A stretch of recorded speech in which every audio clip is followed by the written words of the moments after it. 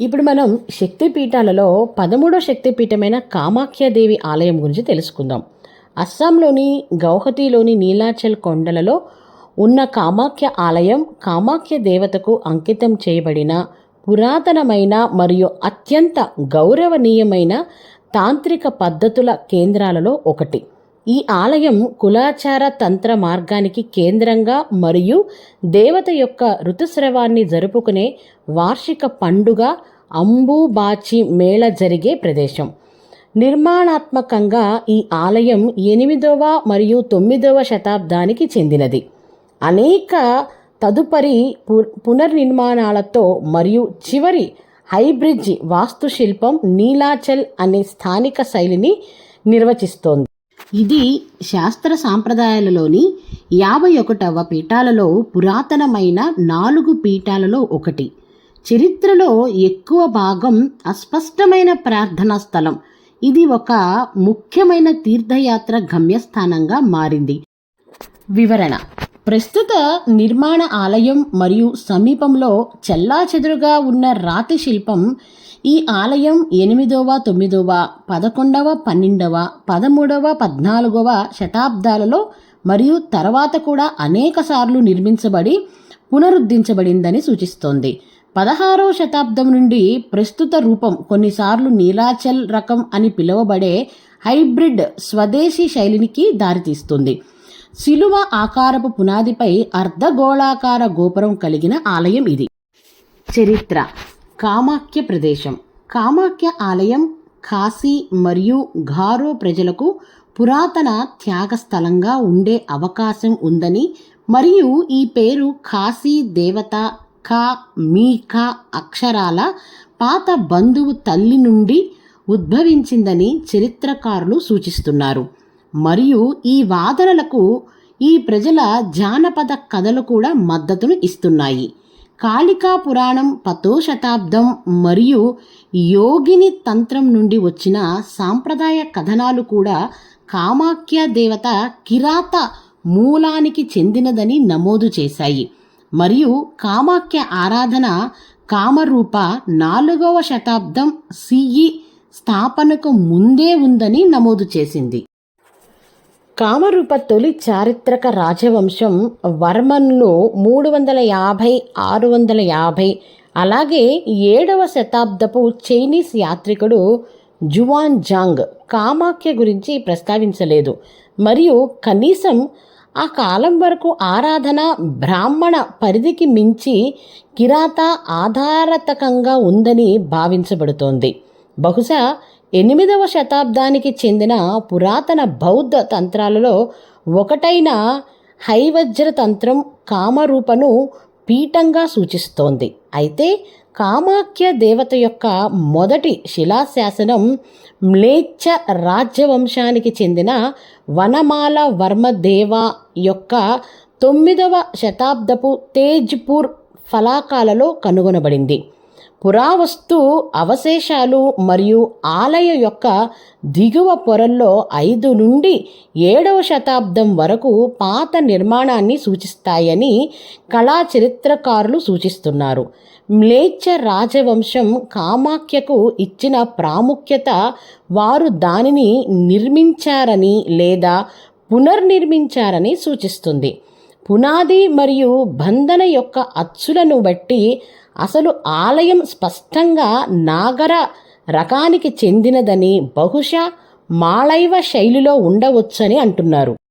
ఇక్కడ సతీదేవి శరీర భాగాలలోని యోని భాగం పడిందని నమ్ముతారు. సంస్కృతంలో ఒక పురాతన రచన అయిన కాళికా పురాణం కామాఖ్యను అన్ని కోరికలను తీర్చేదిగా, శివుని యువ భార్యగా మరియు మోక్షాన్ని ఇచ్చేదిగా వర్ణిస్తోంది. శక్తిని కామాఖ్య అని పిలుస్తారు. కామాఖ్య తల్లి దేవత యొక్క ఈ పురాతన ఆలయం యొక్క ప్రాంగణములో పూజించడానికి తంత్రం ప్రాథమికమైనది. దేవతలు వామాచార ఎడమవైపు మార్గము, అలాగే దక్షిణాచార కుడివైపు మార్గం పూజా విధానాలు రెండింటినీ ప్రకారంగా ఇక్కడ పూజిస్తారు. దేవతకు అర్చించే నైవేద్యాలు సాధారణంగా పువ్వులు, కానీ జంతు బలులు కూడా ఉండవచ్చు. సాధారణంగా ఆడ జంతువులను బలి నుండి మినహాయించారు. ఇది సామూహిక బలులు జరుగుతున్న సమయంలో సడలించబడిందని నియమం. కాళికా పురాణం ప్రకారం కామాఖ్య ఆలయం శివుడితో శారీరక కలయిక కోసం సతి రహస్యంగా విశ్రాంతి తీసుకునే ప్రదేశాన్ని సూచిస్తుంది. మరియు ఇది సతీ శవంతో శివుడు తాండవం, విధ్వంసం యొక్క నృత్యం, తరువాత ఆమె యోని, జననేంద్రియాలు మరియు గర్భం పడిపోయిన ప్రదేశం కూడా. ఇది దేవీ భాగవతంలో ధృవీకరించబడలేదు. ఇది సతి శరీరంతో సంబంధం ఉన్న 108 ప్రదేశాలను జాబితా చేస్తుంది. అయితే కామాఖ్య అనుబంధ జాబితాలలో ప్రస్తావించబడి ఉంది.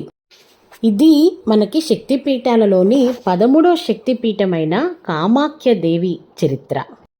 ఇప్పుడు మనం శక్తిపీఠాలలో ఒకటైన 14వ శక్తిపీఠం ప్రయాగ మాధవేశ్వరి దేవి గురించి తెలుసుకుందాము. అలాగే ఇక్కడ సతీదేవి శరీర భాగం నుండి అమ్మవారి వేళ్ళు అంటే ఫింగర్స్ పడిపోయాయని ప్రతీతి. ఇప్పుడు ఆలయం గురించి మనం తెలుసుకుందాము. ప్రయాగే మాధవేశ్వరి ఆలోపీదేవి మందిర్ 18 శక్తిపీఠాలలో ఇది కూడా ఒకటి. ఆమెను ప్రయాగ ఆలోపి మాత లలితా క్షేత్ర పురాణం అని కూడా పిలుస్తారు. ఇది భారతదేశం ఉత్తరప్రదేశ్ రాష్ట్రం ప్రయాగ్రాజ్లోని ఆలోపి బాగ్లో ఉన్న ఆలయం. ఇది వారణాసి నుండి 130 కిలోమీటర్ల దూరంలో ఉంటుంది. వారణాసి నుండి ప్రయాగ అలహాబాద్ లేదా ప్రయాగ అలహాబాద్ నుండి వారణాసికి ప్రయాణించడానికి చాలా బస్సులు, టాక్సీలు అందుబాటులో ఉన్నాయి. అలహాబాదు చాలా పెద్ద రైల్వే కూడలి కూడా ఉంది. ఇది ఆలోపి ఆలయానికి 6 కిలోమీటర్ల దూరంలో గంగా, యమున, సరస్వతి నదులు కలిసే పవిత్ర సంగమం లేదా సంగమానికి సమీపంలో ఈ దేవాలయం ఉంది. కుంభమేళ ఈ ప్రాంత సమీపంలోనే జరుగుతుంది. మరాఠా యోధుడు శ్రీనాథ్ మహర్జీ షిండే 1771-72లో ప్రయాగరాజ్లో ఉన్న సమయంలో కొన్ని చారిత్రక ఆధారాల ప్రకారం సంగం స్థలాన్ని అభివృద్ధి చేశాడు. తరువాత 1800లో బైజాబాయి సింధియా ప్రయాగరాజ్లోని సంగం ఘాటులు, దేవాలయాలు పునరుద్ధరించారని మనకి తెలుస్తోంది. ప్రయాగరాజ్ ప్రాముఖ్యత. ప్రయాగ అంటే ప్రకృష్ట యాగం, అంటే బ్రహ్మదేవుడు గొప్ప యాగము చేసిన ప్రదేశం. అందుకే దీనికి ప్రయాగ అని పేరు వచ్చింది. ప్రయాగ సప్త మోక్ష పురాణాలలో ఒకటిగా పరిగణిస్తున్నారు. ఈ ప్రదేశాన్ని తీర్థరాజ్ అని కూడా పిలుస్తారు, అంటే అన్ని తీర్థాలకు రాజులాంటిది అని అర్థం. మరో ముఖ్యమైన విషయం, ఇది త్రివేణి సంగమం. సాధారణంగా 2 నీటి ప్రవాహాల సంగమాన్ని పవిత్ర స్థలంగా భావిస్తాం. కానీ ఇక్కడ గంగా, యమున, సరస్వతి అనే 3 పవిత్ర నదులు సంగమాన్ని చూడవచ్చు. ఈ 3 నదులకు ఒక్కొక్క ప్రాముఖ్యత ఉంది. అందుకే సంగమం చాలా పవిత్రమైన ప్రదేశంగా మారింది. ఈ ప్రదేశాన్ని సందర్శించినప్పుడు ఇక్కడ పవిత్ర స్నానం చెయ్యాలి. ఇక్కడ ప్రతి 12 సంవత్సరాలకు ఒకసారి కుంభమేళను కూడా నిర్వహిస్తారు. ఆలోపి శక్తిపీఠ స్థల పురాణం. ఈ ఆలయం ప్రత్యేకత ఏమిటంటే ఈ ఆలయంలో ఏ దేవత విగ్రహం ఉండదు. విగ్రహానికి బదులుగా చెక్కబండి లేదా డోలి ఉంటుంది. దానినే భక్తులు దేవతగా భావించి భక్తితో పూజిస్తారు. ఆలోపి అంటే అదృశ్యమైన అని అర్థము. శివుడు భార్య సతీ మరణం తర్వాత దుఃఖంలో ఉన్న శివుడు ఆమె మృతదేహంతో ఆకాశంలో గమ్యం లేకుండా తిరిగాడనే విశ్వాసం హిందూ పురాణాల ప్రకారం ఆధారంగా ఉంది. విష్ణువు అతనిని ఈ వేదన నుండి విముక్తి చేయడానికి సతీదేవి శవానికి తన చక్రాన్ని విసురుతాడు. దాని ఫలితంగా సతీదేవి శరీర భాగాలు విచ్ఛిన్నమై పూర్వపు భారతదేశములోని వివిధ ప్రాంతాలలో అవశేష శరీర వివిధ భాగాలు పడ్డాయి. ఆ ప్రదేశాలు, ఆ ప్రాంతాలు సతీదేవత శరీర భాగాల స్పర్శతో పవిత్రమయ్యాయి. ఆ తరువాత ఆ ప్రదేశాలు లేదా ఆ ప్రాంతాలు పవిత్రంగా భావించబడుతూ ఉన్నాయి. వాటినే శక్తిపీఠాలు అని వ్యవహరిస్తున్నారు. చివరి భాగం ఈ ప్రదేశంలో పడిందని పురాణ కథనం. ఆ తరువాత ఆలోపి అని పేరు పెట్టారు. అదృశ్యమైనది అని అర్థము. అయితే ఈ వాదన చర్చనీయాంశంగా మారింది. ప్రయాగరాజులో ఒకే ఒక్క శక్తిపీఠం ఉంది. అది సతీదేవి వేళ్లు పడిపోయినట్టు భావించి లలితాదేవి ఆలయం అని మరొక కథనం కూడా ఇక్కడ ఉంది. ఇక పురాణ కథనం ఏమిటంటే, ఆలోపి అంటే అదృశ్యమైన వ్యక్తి. దక్ష యజ్ఞ విధ్వంసం తర్వాత సతీ దహనం జరిగింది. ఆ సందర్భంలో శివుడు మానసికంగా కలవరపడి సతీదేవి శరీరాన్ని ఎత్తుకొని గమ్యం లేకుండా తిరుగుతూ ఉంటాడు. శివుడు దృష్టిని దాని నుండి మరల్చడానికి విష్ణువు సుదర్శన చక్రాన్ని ఉపయోగించి సతీదేవి శరీర భాగాలను విచ్ఛిన్నంగా చేశాడు.